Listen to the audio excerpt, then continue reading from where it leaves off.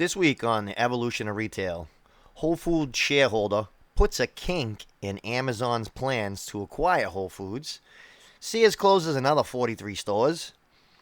Amazon Prime Day, we'll touch on that real quick. And also we'll check out the QVC HSN merger to put them in the number 3 spot.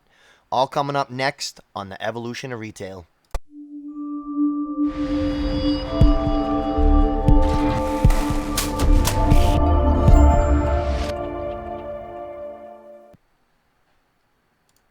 All right, so let's get started right off the bat here. We have an article from 512tech.com.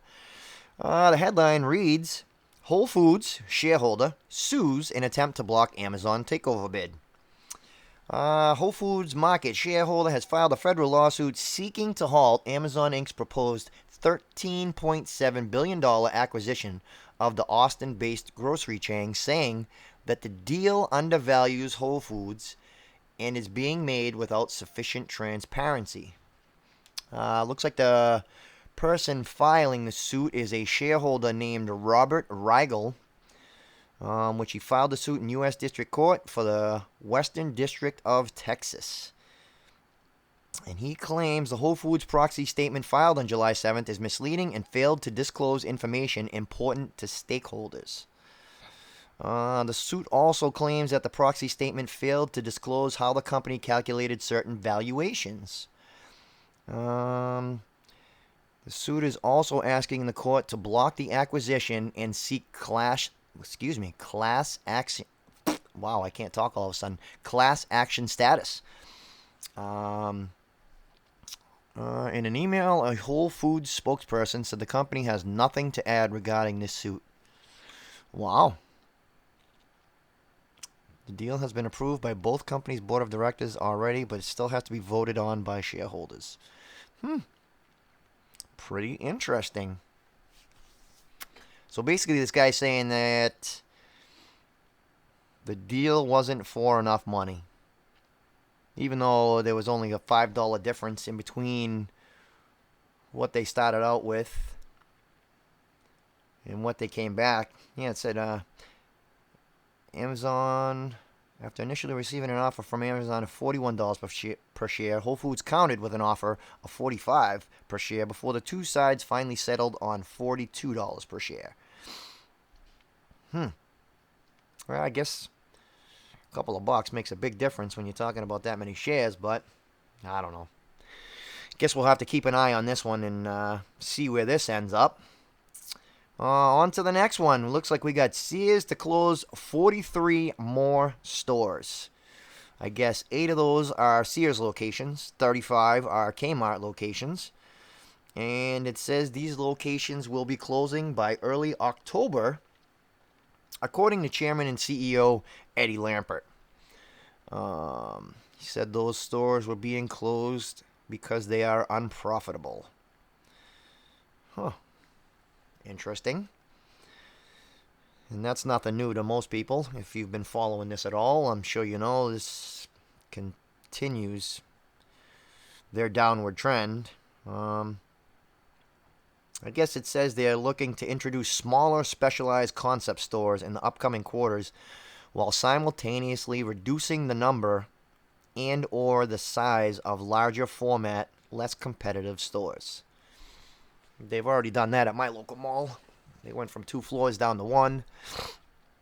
And, yeah, I won't be surprised if they go out of there altogether.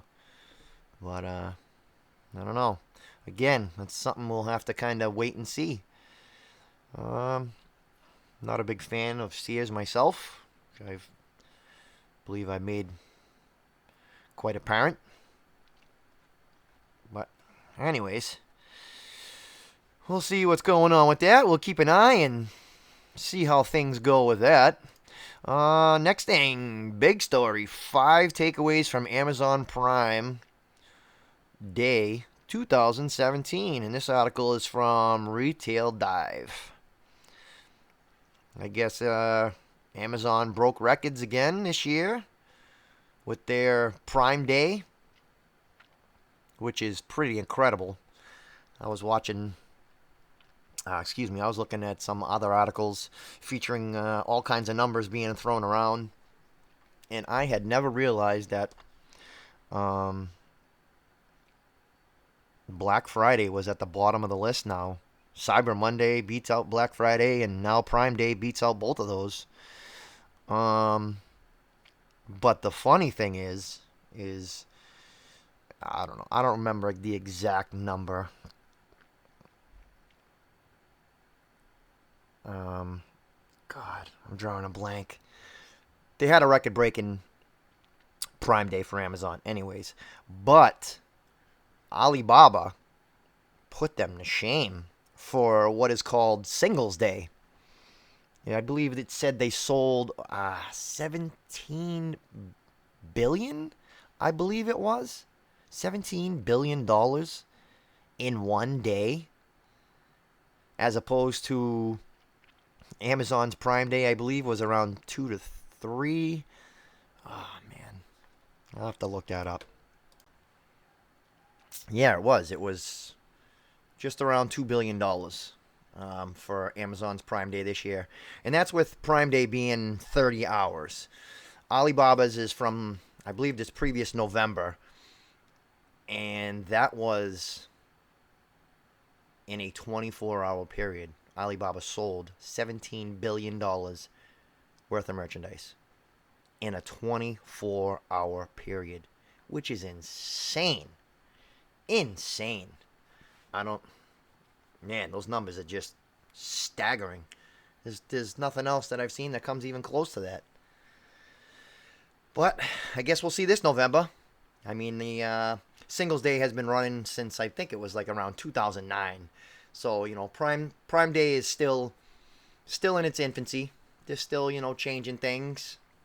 Supposedly this year, according to some of the articles I've seen, it ran fairly smoothly. There wasn't any big hiccups or anything like that, which is good. Keeps your customers happy. But now we'll move on to our last one of this week. The QVC HSN merger puts Amazon and Walmart on notice. Again, another article from Retail Dive. Good site. I recommend checking them out. RetailDive.com. Yeah. Combined company will be number one in global video commerce with $14 billion in revenue. Man, the two big monsters combined.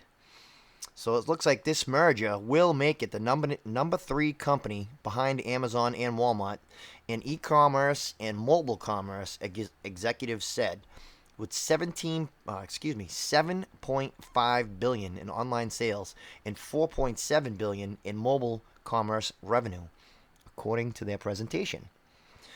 This merger is a consolidation of two major players in what is now a waning television-based shopping segment. Beyond that, it is also an opportunity to create synergies and combine forces to push into e-commerce, including mobile, in a significant way. I'll be honest with you, other than when I used to visit my grandmother, never really pay attention to QVC or HSN. I don't know, maybe it's just me. My grandmother had an addiction with QVC.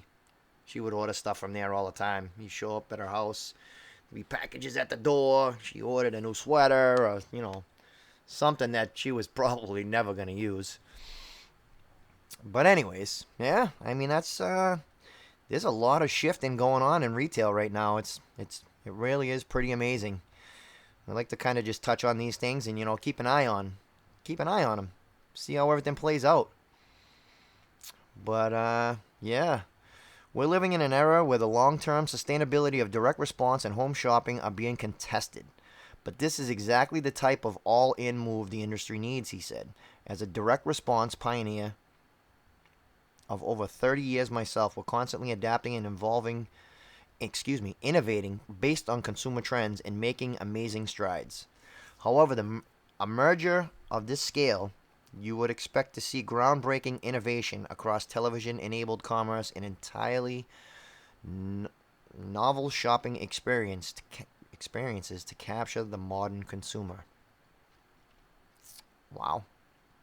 Pretty cool. I look to see what they do when, You know, maybe there's going to be some new cool stuff that comes out, you know. We will stay tuned and keep an eye on these stories this week. Keep you up to date. What's going on? What's new coming up for next week? As always, I want to know what your thoughts are on this week's stories, last week's. Got any comments? Let me know. You change something moving forward if you want to see something. If you think my show stinks. If you like it, hey, let me know. Leave me a comment down below. Subscribe, like, all that other good stuff. Smash that like button. That's what everyone else says, so that's my little shot of humor. But anyways, until then, have a good week.